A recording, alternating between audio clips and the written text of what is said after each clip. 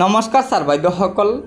UPS বা NPS বাতিল কৰি OPS পুনঃ প্ৰৱৰ্তনৰ দাবীৰে অহা 26 ছেপ্টেম্বৰত সমগ্ৰ দেশজুৰি প্ৰতিবাদী কাৰ্যসূচী ঘোষণা হয়। ছাৰ বাইদেউসকল, চৰকাৰী কৰ্মচাৰীসকলৰ বাবে কেন্দ্ৰীয় চৰকাৰে শেহতীয়াকৈ UPS পেঞ্চন ব্যৱস্থা প্ৰৱৰ্তন কৰাত দেশৰ চৰকাৰী কৰ্মচাৰীসকলৰ মাজত পুনৰ ক্ষোভৰ জুইৰ উদ্গিৰণ ঘটিছে। ইয়াৰ পৰিপ্ৰেক্ষিতত সমগ্ৰ ভাৰত চৰকাৰী কৰ্মচাৰী ফেডাৰেশ্যনৰ ৰাষ্ট্ৰীয় সম্পাদক তথা ৰাজ্যিক কমিটিৰ সাধাৰণ সম্পাদক বিশ্বজিৎ পাল চৌধুৰীয়ে জনাইছে যে কেন্দ্ৰীয় চৰকাৰে নতুনকৈ UPS ব্যৱস্থা প্ৰৱৰ্তন কৰি দেশৰ চৰকাৰী কৰ্মচাৰীসকলৰ লগত প্ৰতাৰণা কৰিছে।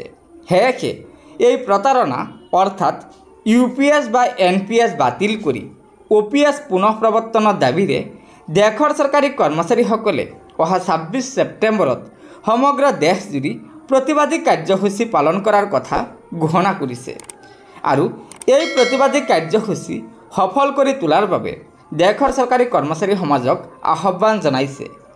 গতিকে ছাৰ বাইদেউসকল, এয়া নিশ্চয় আমাৰ দেশৰ চৰকাৰী কৰ্মচাৰীসকলৰ বাবে সৰ্বভাৰতীয় চৰকাৰী কৰ্মচাৰী ফেডাৰেশ্যনৰ ৰাষ্ট্ৰীয় সম্পাদক তথা ৰাজ্যিক কমিটিৰ সাধাৰণ সম্পাদক বিশ্বজিৎ পাল চৌধুৰীয়ে এটা অত্যন্ত গুৰুত্বপূৰ্ণ খবৰ দিছে যে অহা 26 ছেপ্টেম্বৰত দেশৰ চৰকাৰী কৰ্মচাৰী সমাজে OPS পুনঃ প্ৰৱৰ্তনৰ দাবীৰে এক তীব্ৰ প্ৰতিবাদ গঢ়ি তুলিব আৰু আশা কৰা হৈছে যে চৰকাৰী কৰ্মচাৰী সমাজে এই প্ৰতিবাদী কাৰ্যসূচী সফল কৰি তুলিব। গতিকে ছাৰ বাইদেউসকল, লগৰ বন্ধুবৰ্গক এই ভিডিঅ'টো শ্বেয়াৰ কৰি আজিৰ এই গুৰুত্বপূৰ্ণ খবৰটো জনাই দিব আৰু নতুনকৈ অহা ছাৰ বাইদেউসকল অনুগ্ৰহ কৰি আমাৰ এই চেনেলটো ছাবস্ক্ৰাইব কৰি ল'ব। ধন্যবাদ।